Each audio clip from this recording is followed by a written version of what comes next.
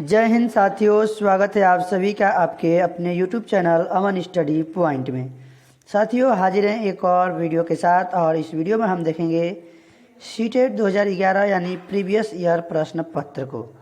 और इस वीडियो में हम देखेंगे बाल विकास के 30 प्रश्नों को जो कि सीटेट 2011 जून में पूछे गए थे। तो वीडियो को शुरू करने से पहले सबसे पहले हम आपको बताना चाहेंगे कि सीटेट का फुल फॉर्म क्या होता है। तो सी से होता है सेंट्रल, और टी से होता है टीचर, सेंट्रल टीचर। ई से होता है एलिजिबिलिटी, और टी से होता है टेस्ट यानी सेंट्रल टीचर एलिजिबिलिटी टेस्ट, केंद्रीय शिक्षक पात्रता परीक्षा सीटेट का फुल फॉर्म या पूरा नाम होता है। तो इस वीडियो में हम देखेंगे प्राथमिक स्तर क्लास 1 से 5 यानी 1 से 5 के बाल विकास के 30 प्रश्नों को। तो चलिए शुरू करते हैं वीडियो को, और वीडियो में पूरे अंत तक बने रहिएगा। तो पहला प्रश्न है आपके स्क्रीन पर। यहाँ पर निर्देश दिया गया है प्रश्न पत्र में कि निम्नलिखित प्रश्नों के उत्तर देने के लिए सबसे उचित विकल्प चुनिए। पहला प्रश्न है प्राथमिक स्तर पर एक शिक्षक में निम्न में से किसे सबसे महत्वपूर्ण विशेषता मानना चाहिए। ऑप्शन है यहाँ पर धैर्य और दृढ़ता, शिक्षण पद्धतियों और विषयों के ज्ञान में दक्षता, अति मानक भाषा में पढ़ाने में दक्षता, या फिर पढ़ाने की उत्सुकता। तो प्राथमिक स्तर पर एक शिक्षक में धैर्य और दृढ़ता को महत्वपूर्ण विशेषता मानना चाहिए। तो राइट आंसर यहाँ पर जाएगा ऑप्शन ए के साथ। अगला प्रश्न है आपकी स्क्रीन पर। एक शिक्षक अपने लोकतांत्रिक स्वभाव के कारण विद्यार्थियों को पूरी कक्षा में कहीं भी बैठने की अनुमति देता है। कुछ शिक्षार्थी एक साथ बैठते हैं और चर्चा करते हैं या सामूहिक पठन करते हैं, कुछ चुपचाप बैठकर अपने आप पढ़ते हैं।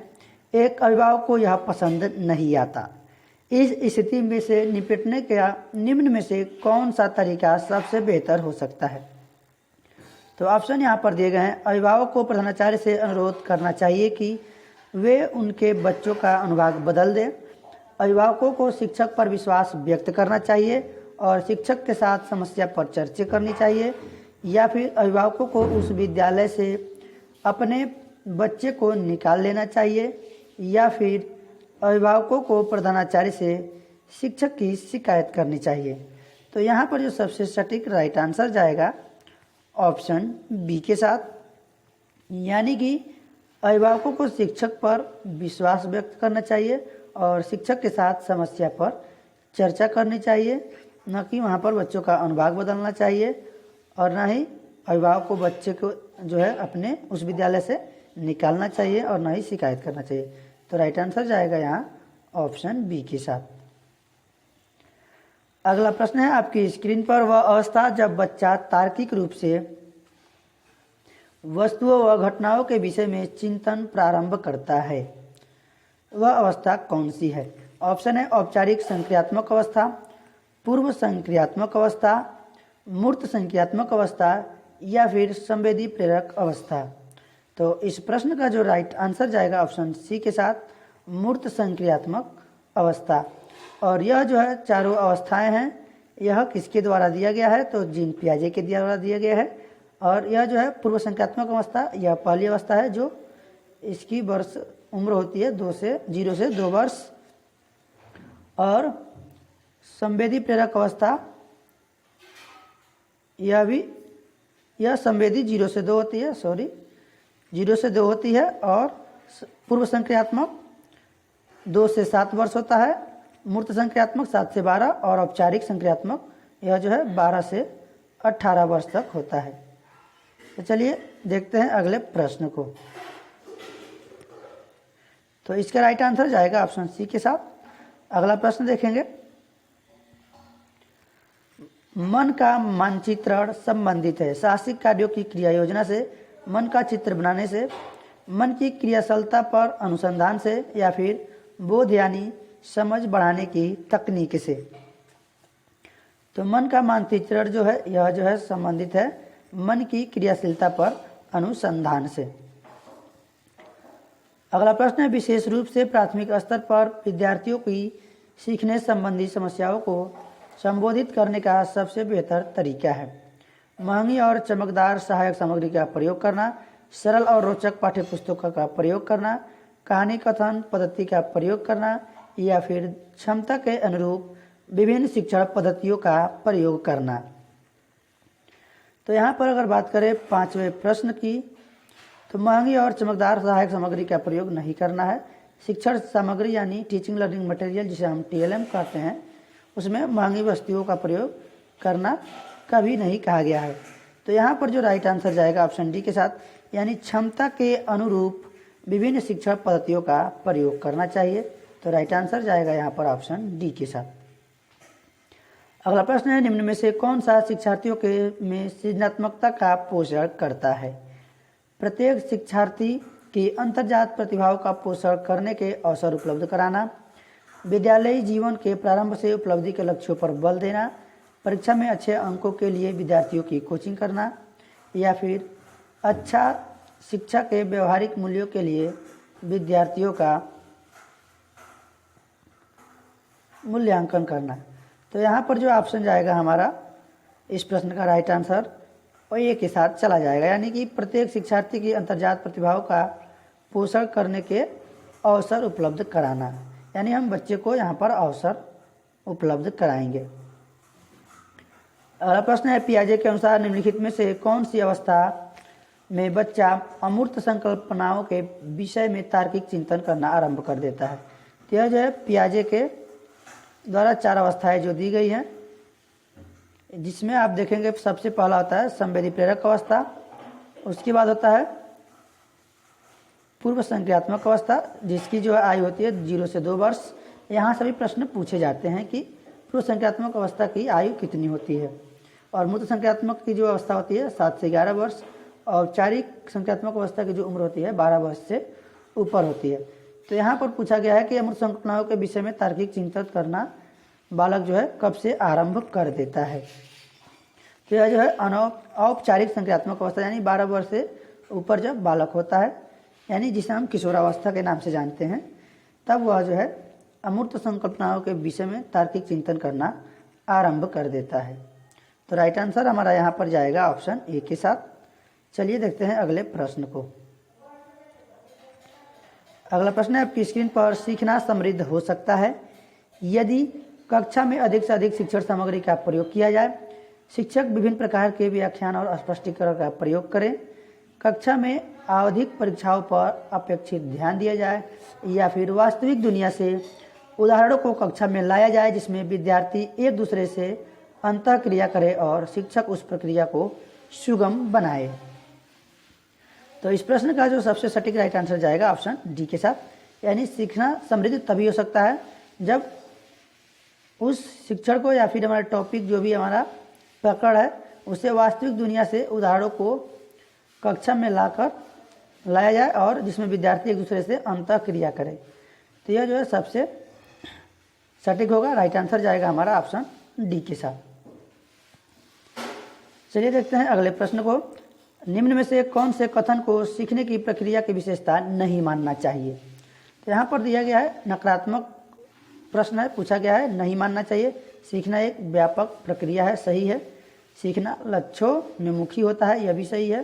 अनअधिगम भी सीखने की प्रक्रिया है, यह भी सही है। अनअधिगम भी क्या है? एक सीखने की प्रक्रिया है। और ऑप्शन डी में दिया गया है कि शैक्षिक संस्थान ही एकमात्र संस्थान है जहाँ अधिगम प्राप्त होता है। तो यह जो है सही नहीं है। तो प्रश्न पूछा गया है कि किस कथन को सीखने की प्रक्रिया में विशेषता नहीं मानना चाहिए?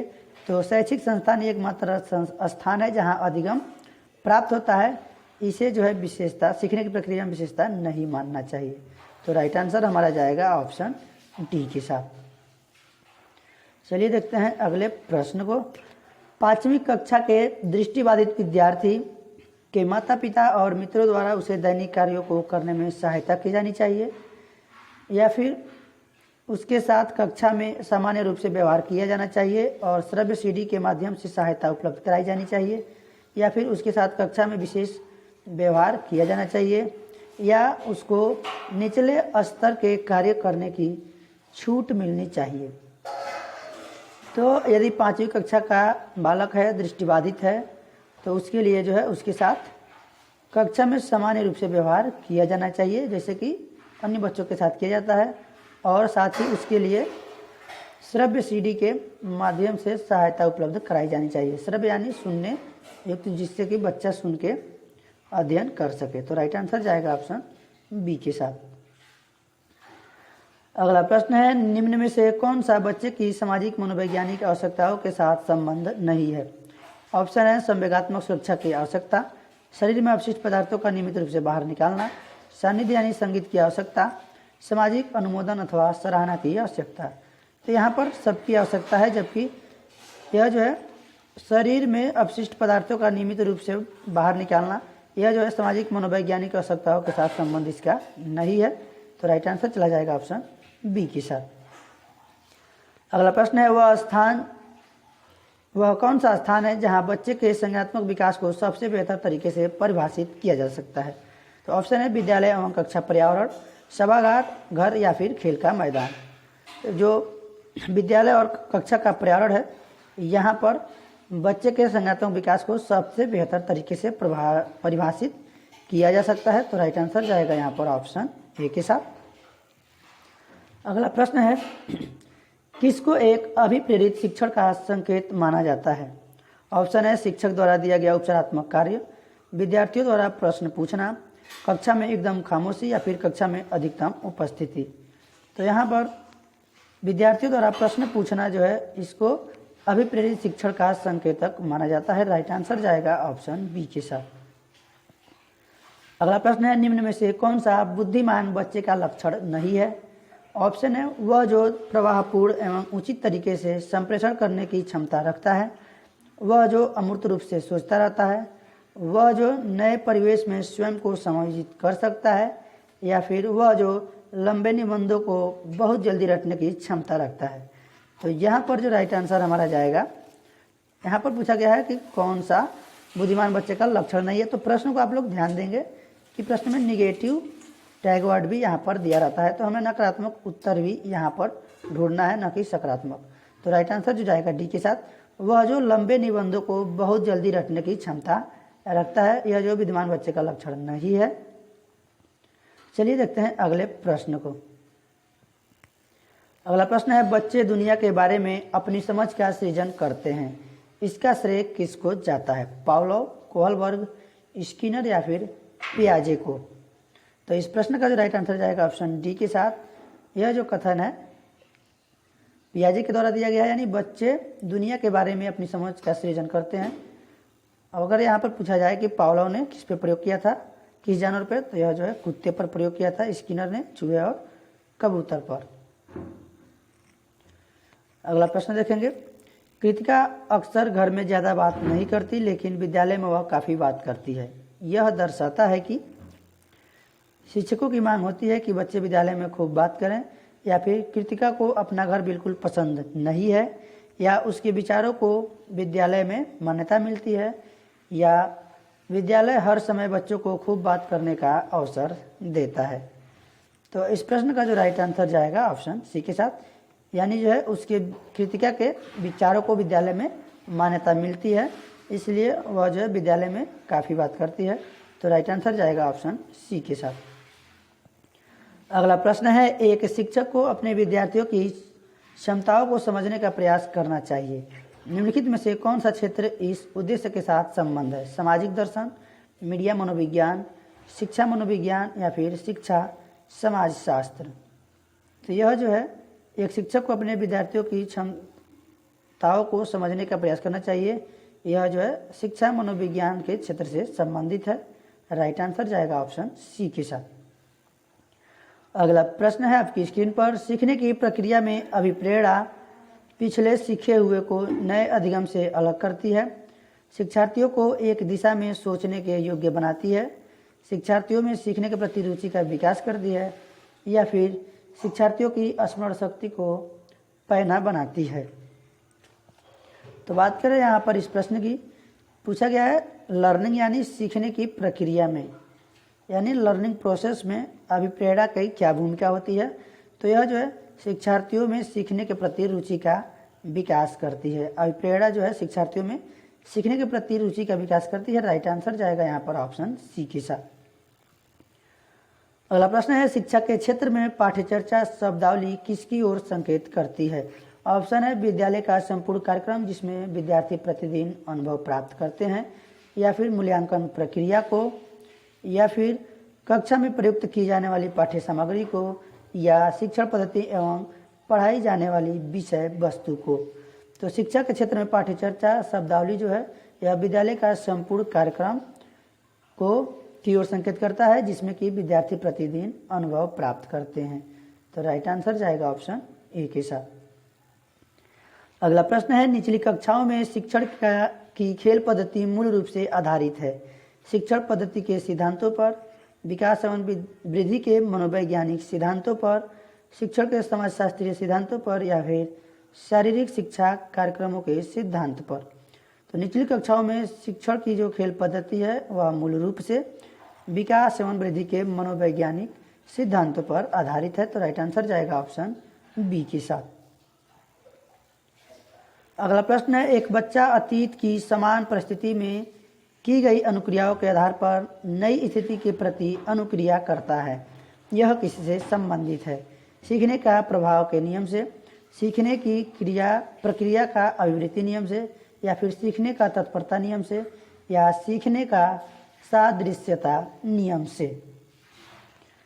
तो यह जो है, यदि एक बच्चा अतीत के समान परिस्थिति में की गई अनुक्रियाओं के आधार पर नई स्थिति के प्रति अनुक्रिया करता है तो यह जो है सीखने की सादृश्यता नियम से संबंधित है। तो राइट आंसर जाएगा यहाँ पर ऑप्शन डी के साथ।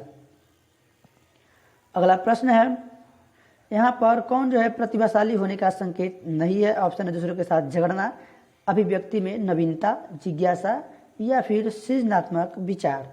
तो सृजनात्मक विचार, जिज्ञासा, अभिव्यक्ति में नवीनता, ये जो है सभी हैं यह प्रतिभाशाली होने के संकेत है, जबकि दूसरों के साथ झगड़ना यह जो है प्रतिभाशाली होने का संकेत नहीं है। तो यहाँ पर हमको ढूंढना है नकारात्मक आंसर यानी उत्तर, क्योंकि प्रश्न में पूछा गया है नहीं है। तो नकारात्मक यहाँ पर देखना है और उसी के हिसाब से हमको प्रश्न का उत्तर यहाँ पर ढूंढना है। तो राइट हमारा जाएगा आंसर जो है ऑप्शन ए के साथ। चलिए देखते हैं अगले प्रश्न को। अगला प्रश्न है आपकी स्क्रीन पर, विशेष आवश्यकता वाले बच्चों को शिक्षा उपलब्ध कराई जानी चाहिए। विशेष विद्यालयों में विशेष बच्चों के लिए विकसित पद्धतियों द्वारा, विशेष विद्यालयों में शिक्षकों द्वारा, या फिर अन्य सामान्य बच्चों के साथ। तो इस प्रश्न का जो राइट आंसर जाएगा ऑप्शन डी के साथ, यानी विशेष आवश्यकता वाले बच्चों को शिक्षा अन्य सामान्य बच्चों के साथ उपलब्ध कराई जानी चाहिए, क्योंकि एनसीएफ 2005 यानी नेशनल करिकुलम फ्रेमवर्क राष्ट्रीय पाठ्यचर्चा 2005 में जो है सामान्य और विशिष्ट बच्चों को एक साथ शिक्षा दिए जाने का जो है प्रावधान किया गया है। तो चलिए देखते हैं अगले प्रश्न को। अगला प्रश्न है आपकी स्क्रीन पर, आकलन को उपयोगी और रोचक प्रक्रिया बनाने के लिए किसके प्रति सचेत होना चाहिए? ऑप्शन है विद्यार्थियों को बुद्धिमान या औसत शिक्षार्थी की उपाधि देना, शैक्षिक और सशैक्षिक क्षेत्रों में विद्यार्थी के सीखने के बारे में जानकारी प्राप्त करने के लिए विविध तरीकों को प्रयोग करना, प्रतिपुष्टि फीडबैक देने के लिए तकनीकी भाषा का प्रयोग करना, या फिर अलग अलग विद्यार्थियों में तुलना करना। तो यहाँ पर आकलन को उपयोगी और रोचक प्रक्रिया बनाने के लिए किसके प्रति सचेत होना चाहिए पूछा गया है। तो सबसे पहले ये प्रश्न जो है सकारात्मक है, तो इसमें जो नकारात्मक हमारा आंसर है उसको जो है हम यहाँ पर क्रॉस कर लेंगे। यानी कि आप देख रहे हैं कि इसमें क्या है, बुद्धिमान या औसत शिक्षार्थियों को उपाधि देना, यह सही नहीं है। अगला जो आपका ऑप्शन दिया गया है, शैक्षिक और सशैक्षिक क्षेत्रों में विद्यार्थी के सीखने के बारे में जानकारी प्राप्त करने के लिए विविध तरीकों को प्रयोग करना है, तो यह जो है थोड़ा सा सही है। अगला ऑप्शन देख लेते हैं, प्रतिपुष्टि यानी फीडबैक देने के लिए तकनीकी भाषा का प्रयोग करना, यह भी सही नहीं है। अलग अलग विद्यार्थियों में तुलना तो कभी नहीं करना है, कंपेरिजन। तो हमारा जो सटीक राइट आंसर जाएगा ऑप्शन बी के साथ चला जाएगा। अगला प्रश्न है, डिसलेक्सिया किससे संबंधित है? ऑप्शन है यहाँ पर गणितीय विकास, पठन विकार, व्यवहार संबंधी विकार, या फिर मानसिक विकास।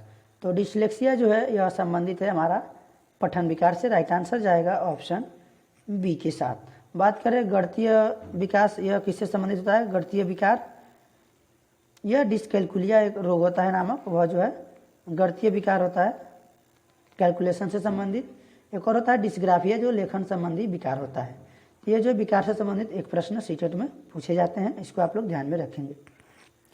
अगला प्रश्न है बच्चों की सीखने की प्रक्रिया में माता पिता को किस प्रकार की भूमिका निभानी चाहिए। ऑप्शन है अग्रोन्मुखी, सहानुभूतिपूर्ण, तटस्थ या फिर नकारात्मक।